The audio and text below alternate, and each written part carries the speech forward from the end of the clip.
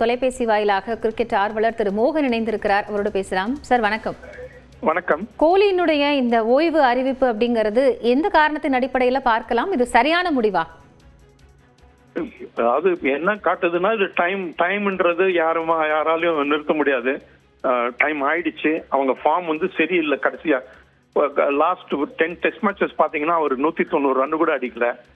So அதனால இது time ஆயிடுச்சு. அவர் என்ன கேட்டாருன்னு, நான் வேணா ஒரு சீரீஸ் கேப்டன் பண்றேன், கேப்டன் பண்ணா அவர் நிறைய எப்போதுமே ரன் ஸ்கோர் பண்ணியிருக்காரு, அதனால இந்த சீரீஸ் கேப்டன் பண்றேன்னு அவர் ஆஃபர் பண்ணாரு. பட் அவங்க ஒத்துக்கல செலக்டர்ஸ்.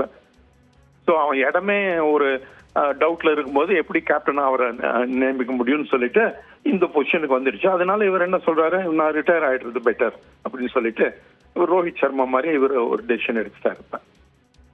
இல்ல, இந்த கேப்டன் பொறுப்பு இளைஞர்களுக்கு இல்ல இளம் வீரர்களுக்கு வழங்கப்படும் அப்படிங்கிற ஒரு முடிவு மறைமுகமா இருந்தது. இதுக்கான ஒரு அழுத்தமா, இல்ல இளம் வீரர்களுக்கான ஒரு வாய்ப்பை கொடுக்கணும் இருக்கக்கூடிய சீனியர்ஸ் அப்படிங்கிற ஒரு அடிப்படையிலையா?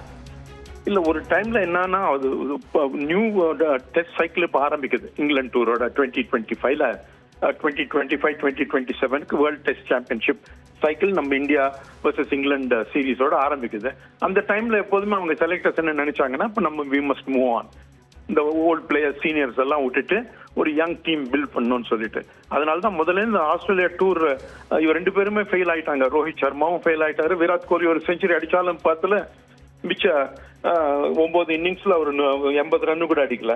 அதனால இவங்க என்ன நினைச்சாங்க, இந்த கரெக்ட் டைம் இதுதான், இந்த சீனியர்ஸ் எல்லாம் விட்டுட்டு ஒரு நியூ டீம் பில்ட் பண்ணணும்னு சொல்லிட்டு.